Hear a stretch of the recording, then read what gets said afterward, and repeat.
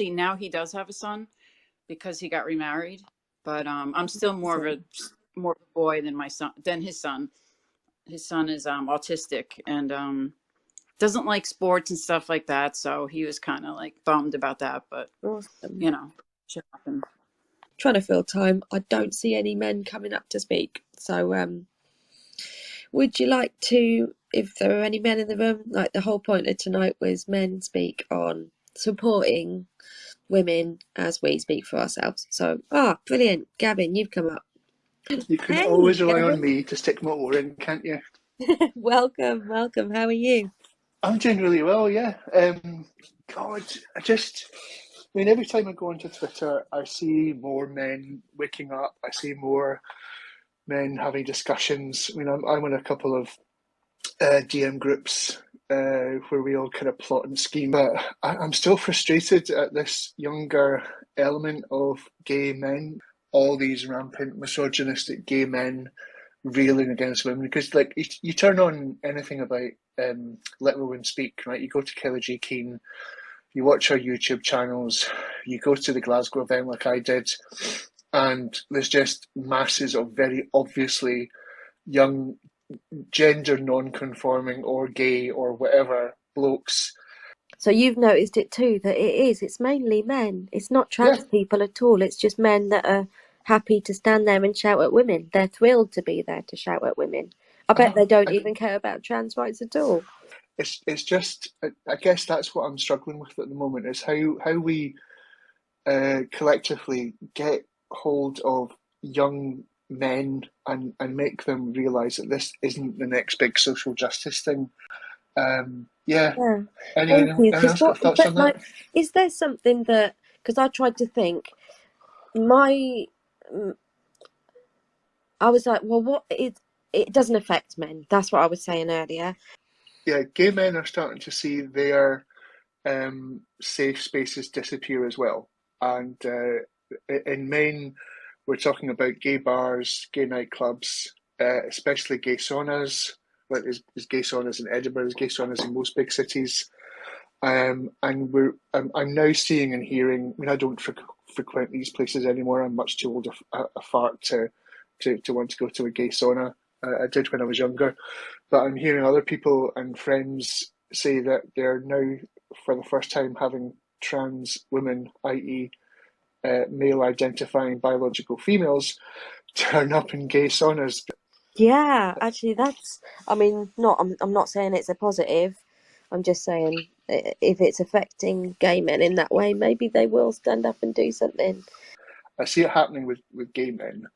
I do see it happening a lot with men that have kids, especially men that have daughters. So I've got quite a few Yes. Yeah. fair number of male friends that have young girls, and they're now hearing their daughters come back from school. Mostly the biggie was talking about the sex census that the Scottish Government passed around last year for 11 to 14-year-olds. And I remember a close by marriage relative of mine getting very, very angry at some of the questions his 12-year-old daughter was being asked.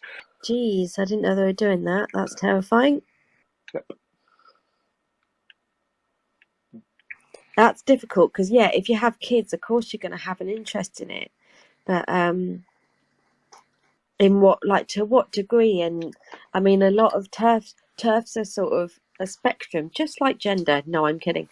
Absolutely. No, like there are really hardcore TERFs, and then there's sort of some that are like, yeah, no, I agree that like women's spaces should remain single sex, but they're not going to spend their time on it, Although I see men with daughters as being a great, potentially not fully tapped resource, how do you make them care more about it? How do you make them realise the problem here?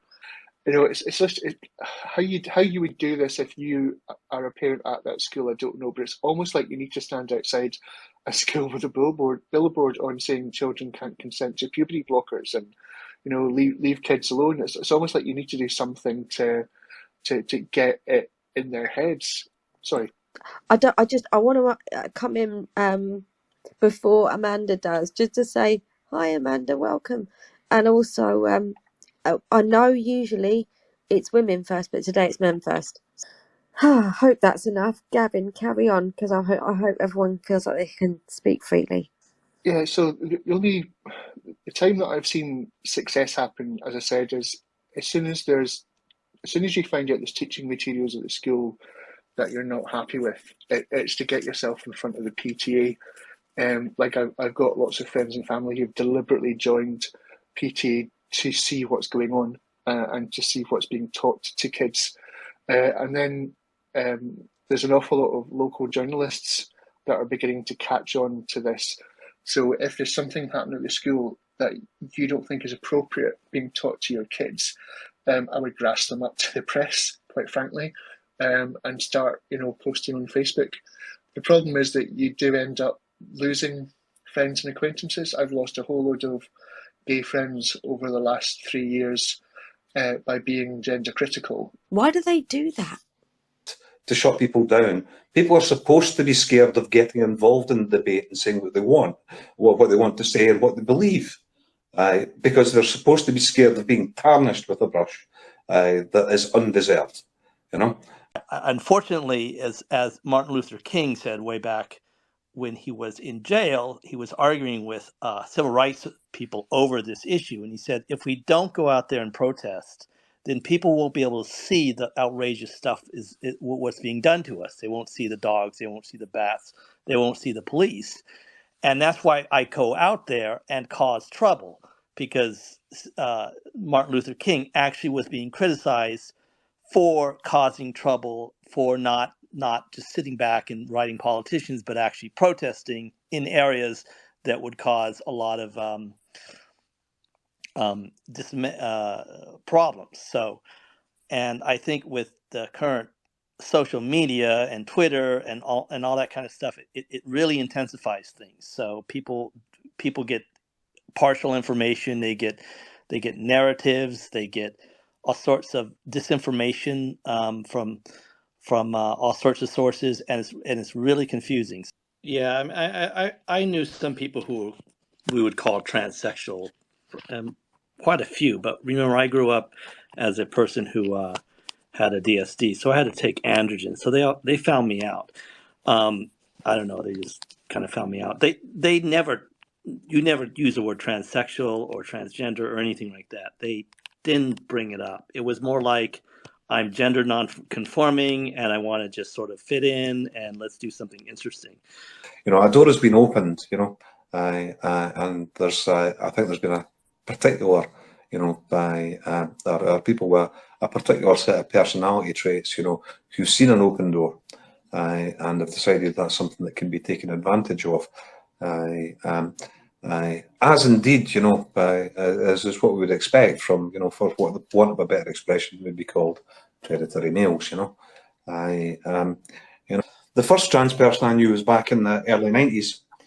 Anyway, talking so much, I would love to hear what other people would say.